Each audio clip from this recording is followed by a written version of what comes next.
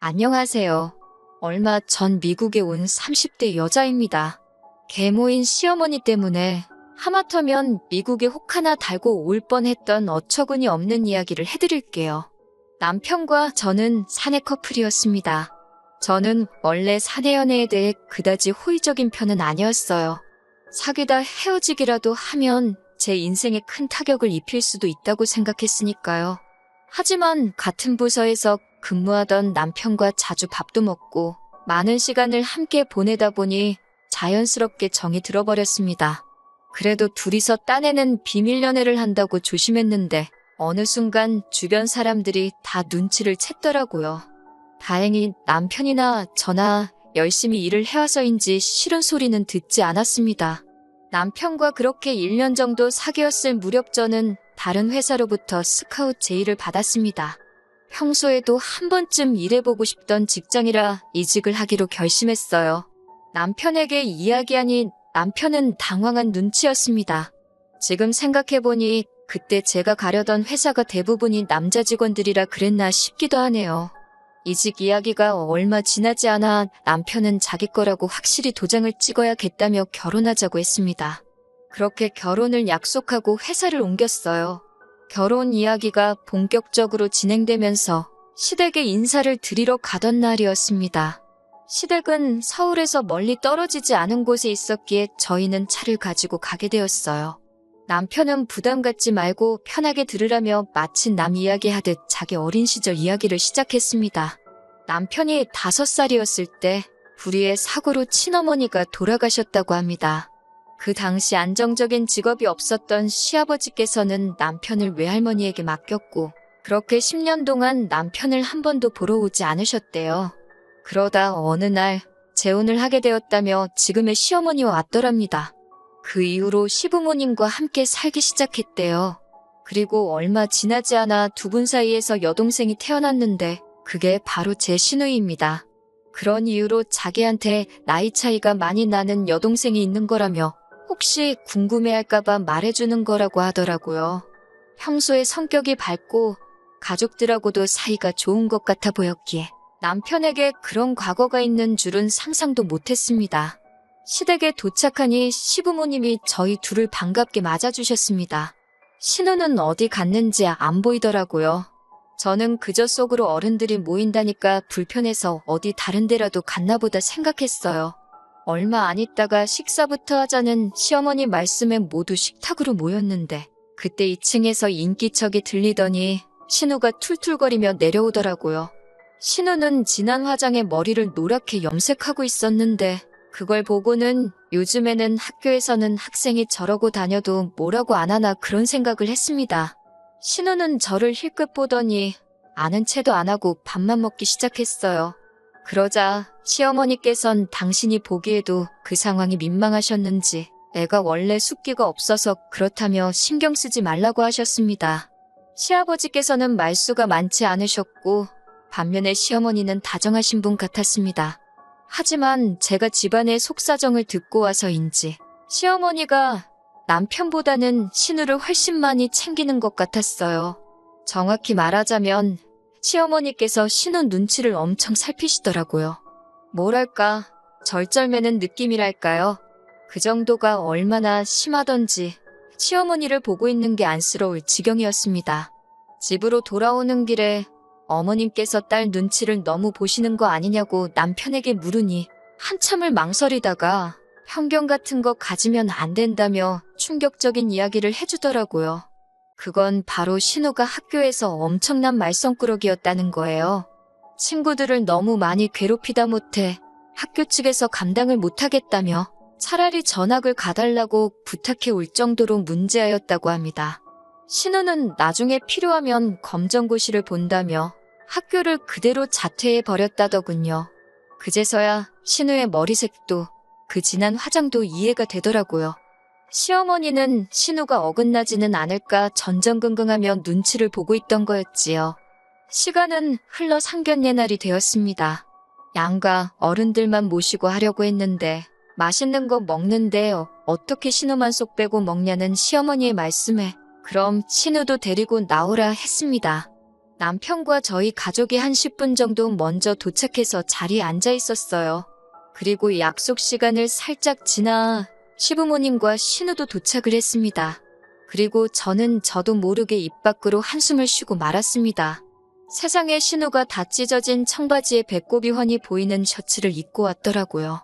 시어머니는 당신이 빨래를 안 해서 이렇다며 미안하다 하시고 시아버지는 딴청만 피우고 계셨습니다. 남편도 민망한지 저에게 원래 저 정도는 아니라면 나지막히 미안하다 하더군요. 다행히 제가 이미 친정부모님께 남편 여동생에 대해서 이야기해놓은 바가 있어서인지 친정부모님은 요즘 애들이 개성이 강하다며 괜찮다고 하셨습니다. 이윽고 식사가 시작되었습니다. 장소를 제가 정했는데 다행히 다들 맛있다고 하더라고요. 그런데 갑자기 신우가 이까짓 거 먹자고 집에 있는다는 자기를 끌고 나왔냐며 시어머니한테 투덜거리기 시작했어요. 너무 버릇없는 행동을 보여서 제가 남편을 툭 치며 한마디 하라고 했습니다. 그런데 남편은 모르는 척만 하더라고요. 보다 못한 제가 그래도 기왕 나왔으니까 기분 풀라고 한마디 했어요. 그런데 그 순간 시어머니께서 눈을 동그랗게 뜨고는 저한테 벌써 윗사람 노릇하려는 거냐고 사부치시더군요. 순간 양쪽 분위기가 완전히 싸해졌습니다.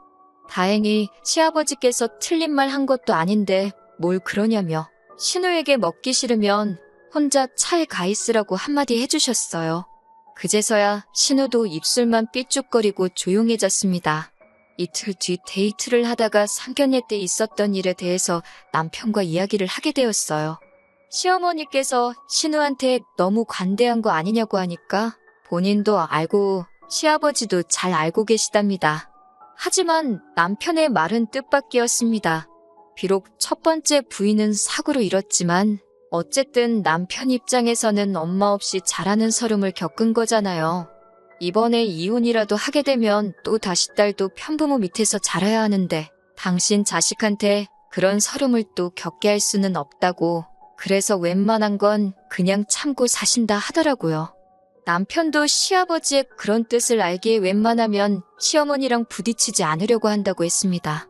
그 이야기를 들으니 상견례 자리에서 남편이 나서지 않았던 것이 좀 이해가 되더라고요. 그리고 얼마 뒤 저는 시아버지께 생각지도 못한 연락을 받았습니다. 저희 회사 근처로 오신다면 남편과 셋이 밥이나 함께 하자고 하시더라고요. 무슨 일로 부르시는 건지 전혀 짐작조차 안 돼서 정말 긴장이 많이 됐어요. 고깃집에서 만났는데 시아버지는 먹고 싶은 건 다 시키라고 하셨습니다. 고기가 나오니까 당신이 직접 구워주시기까지 하셨어요. 저랑 남편이 서로 굽겠다고 하는데도 하루 종일 일한 사람들이니까 편하게 먹기만 하라고 하시는데 정말 감동이었네요. 이윽고 시아버지는 저희에게 결혼할 때 뭐뭐가 필요하냐고 물어보셨습니다.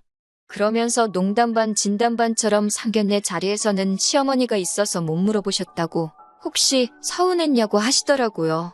사실 신우가 아직 어리기도 하고 또 시어머니가 어쨌든 남편에겐 친어머니가 아니다 보니 집 문제라던가 혼수예단 문제를 말하기가 어렵더라고요. 남편도 괜히 눈치 보는 것 같았고요. 그래서 그냥 둘이 반반 결혼하는 쪽으로 입을 맞춘 상태였어요. 그런데 시아버지께 먼저 물어봐 주시니 너무 감사했지요. 저희가 우물쭈물하고 있으니까 하긴 어떻게 대놓고 뭘 해달라 소리를 하겠냐며 통장을 하나 주시더라고요. 통장을 열어보니 5천만 원이 찍혀 있었습니다. 시아버지께서는 남편에게 돌아가신 남편의 친어머니 보험금에 당신이 좀 더 보탠 거라고 덧붙이셨습니다. 남편은 입을 꽉 깨물고 눈물을 삼키고 있었고 그 모습을 지켜보고 있자니 저도 저절로 눈물이 흘렀어요. 그 이후로 저희는 결혼식을 올리고 시아버지가 주신 돈에 친정 부모님이 보태주신 돈 그리고 영끌에서 작은 아파트를 하나 샀습니다. 그런데 얼마 지나지 않아 남편이 회사를 관두게 되었습니다. 직장 상사와의 불화가 있었는데 남편이 그 스트레스를 견뎌내지 못했거든요. 대출까지 있는 대로 끌어서 집을 샀는데 바로 남편이 퇴사를 하니 정말 힘들었습니다. 남편도 저를 바라볼 낯이 없다며 막노동을 나가기 시작했어요.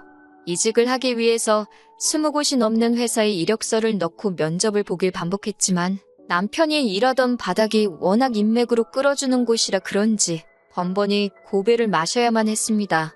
저는 남편에게 기죽지 말라고 두드리면 열린다지 않냐며 열심히 해보자고 다독였습니다. 하지만 그 시간이 길어지자 저도 불안하고 스트레스를 받게 되더라고요. 그러다 하루는 제 상황을 알고 있던 회사 상사가 저를 불렀습니다. 자기가 간섭할 일이 아닌 것 같지만 요새 얼굴이 금방이라도 쓰러질 것 같아서 그런다며 혹시 해외에 나가고 싶은 생각이 있냐고 묻더라고요. 회사에서 전부 다 지원해주는 해외 연수니까 남편이랑 같이 가라고요. 인생의 터닝포인트가 될지 아냐면서 말이지요. 남편과 상의 끝에 해외 연수를 가기로 했습니다. 다행히 배우자에 대한 지원도 어느 정도 가능하였기에 이러한 결심을 내릴 수가 있었어요. 남편의 실직을 걱정하던 양가에도 이 기쁜 소식을 알렸습니다. 특히나 시어머니께서 너무 좋아하시더라고요. 남편에게도 잘 된 일이라고 그러시는 게 아니고 혼자서 다른 계산을 하고 계셨거든요. 시어머니께서는 저희더러 신우를 같이 데려가라고 하셨습니다. 그럼 애가 영어도 늘거고 세상을 보는 눈이 넓어지지 않겠냐 하시면서요. 저희들 먹는 밥상에 수저 하나만 놔주면 된다면서 정말 아무것도 아니라는 듯 말씀하시는 그 뻔뻔함에 기가 차더라고요. 저는 그렇게는 못한다고 말씀드렸습니다. 저나 남편이 지금 놀러가는 게 아니라고 몇 번을 설명해도 시어머니는 듣질 않으셨어요. 급기야는 저희더러 신우를 안 데려가겠다는 건 가족이기를 거부하는 거고 저희가 신우의 인생을 망가뜨리는 거라고 하더군요. 심지어 그 불만투성이에 툴툴거리고 욕을 입에 달고 살던 신우가 저를 언제부터 그렇게 친했다고 언니 하고 부르는데 두 모녀가 가증스럽기까지 했습니다. 저는 남편에게 아무리 시어머니랑 부딪히기 싫어도 이번만큼은 당신이 나서달라고 몰아붙였습니다. 내가 무슨 욕바지도 아니고 왜 나 혼자 시어머니의 말도 안 되는 요구를 감당해야 하냐고요. 친정에서도 그럴 거면 그냥 이혼하고 혼자 가라는 소리까지 하셨을 정도로 저와 저희 친정 부모님은 스트레스를 받고 있었습니다. 그리고 출국 한 달 전쯤 남편이 결국 폭발을 했습니다. 어김없이 전화에 신우 데려가라고 난리를 치는 시어머니께 여동생만 자식이냐고 나는 자식 아니냐고 소리를 치더군요. 자꾸 이러시면 자기 이혼당한다고 그랬으면 좋겠냐고요. 한 번이라도 자기를 친자식으로 생각하신 적이 있다면 제발 억지 좀 그만 쓰라고 거의 울부짖듯이 외쳤습니다. 시어머니는 눈도 깜짝 안 하고 남편더러 너도 결혼했으니 이제 자식 낳아보라고? 배 아파 나 키운 자식하고 그냥 키우기만 한 자식하고 그게 어떻게 같을 수가 있겠냐 하시더군요. 옆에서 듣고 있던 저는 정말 심장이 쿵하고 내려앉는 기분이었습니다. 아무리 그래도 10년을 넘게 어머니라고 부르며 옆에 있던 자식한테 어떻게 저런 모진 말씀을 하시나 싶었어요. 그날 이후로 한 일주일 동안 남편은 거의 술만 마셨습니다. 저는 도저히 보고만 있을 수가 없어서 시어머니를 찾아갔어요. 시댁에 가니 시어머니가 저를 개보듯 닭보듯 하시더군요. 잘못했다고 사과하려고 왔냐고 물으시길래 제가 뭘 잘못했냐고 받아쳤습니다. 시아버지는 저에게 그게 무슨 말버릇이냐며 오냐오냐 하니까 어른 무서운 줄 모르냐고 호통을 치셨어요. 문득 시아버지가 지금 이 상황을 정확히 알고 계신 건지 궁금했습니다. 저는 시아버지께 저랑 남편은 이제 이혼해야 할 것 같다고 말씀드렸어요. 그러자 시아버지께서 눈이 동그래지시더니 어디 감히 이혼 소리를 하나며 말버릇 지적한 걸로 잔소리 들었다고 이혼한다고 하는 거냐며 호통을 치시더라고요. 저는 시아버지를 먼저 진정시키고 회사에서 준 해외 연수 기회며 그동안 시어머니가 신우 데려가라고 억지 쓴 일부터 그날 시어머니가 남편에게 했던 배 아파 낳은 자식 이야기까지 그동안에 있던 모든 일에 대해서 하나도 빼놓지 않고 다 일러바쳤습니다. 처음에는 저더러 말도 안 되는 소설 쓰고 있다고 믿지 않으셨던 시아버지도 제가 그나마 가지고 있던 몇 개의 녹음 파일을 들려드리자 점점 안색이 안 좋아지시더군요. 시어머니께서는 시아버지께 당신이 너무 열받아서 그런 소리를 한 거라며 오빠가 미국물 먹으러 가면서 여동생 좀 데려가는 게 그렇게 어려운 일이냐고 계속 당당하게 행동하시더군요. 하지만 시아버지께서 무서운 눈으로 시어머니를 노려보시더니 딸 앞길은 걱정되고 아들 앞길은 신경 안 쓰냐며 엄마라는 사람이 어째 그러냐고 혀를 차셨습니다. 그러더니 저에겐 네 시어머니가 하는 말은 지금부터 하나도 귀담아 들을 필요 없다고 니들 일은 니들이 알아서 하라고 하시더군요. 그러자 시어머니가 지금 며느리인 제 앞에서 자기를 무시하는 거냐며 그럴 거면 이혼하자고 시아버지께 달라들더라고요.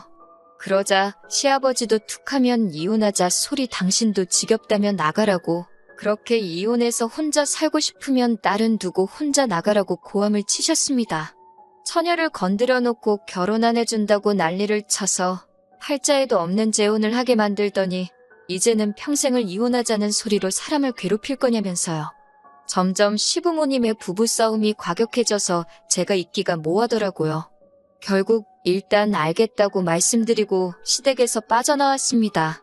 저는 남편에게 시아버지가 하신 말씀을 전하고는 냉정하게 들릴지 모르겠지만 이제 시어머니에 대한 미련이나 원망은 마음에서 버리라고 했습니다. 나랑 결혼했으니까 행복한 미래만 생각하고 같이 열심히 살자고요. 그리고 며칠 뒤 시아버지께서는 제 계좌로 500만 원을 보내주셨습니다. 생각지도 못한 돈에 제가 연락을 드렸고 결혼 전 그날처럼 셋이 식사를 하게 되었어요. 이번에는 제가 고기를 구웠습니다. 시아버지께 돈은 돌려드리고 싶다고 했더니 10년 동안 아들 공부에 하나 신경도 못 써준 못난 아비라면서 그래도 죽은 지 엄마를 닮았는지 똑똑하게 자라서 저처럼 좋은 여자를 만났다고 또 떨어져서 살게 되는 건 가슴 아픈 일이지만 미국 가서 한번 열심히 해보라고 하시더군요. 시어머니랑은 어쩌실 생각이냐고 물으니 아무리 그래도 애엄마인데 이혼이 쉽겠냐 하시면서 그래도 이번 일을 계기로 당분간은 찍소리는 못할 거라고 걱정 말라고 하시더군요. 저와 남편은 시아버지께 1년 금방 지나갈 테니 그동안 건강히 즐겁게 지내고 계셔달라고 했어요. 그리고 며칠 전 남편과 미국에 무사히 도착했네요. 여기 온 지 얼마 되진 않았지만 벌써 남편 표정도 밝아졌고 저도 마음이 많이 편해진 기분이에요. 1년 잘 살고 돌아가서 저희 이야기 또 들려드릴게요.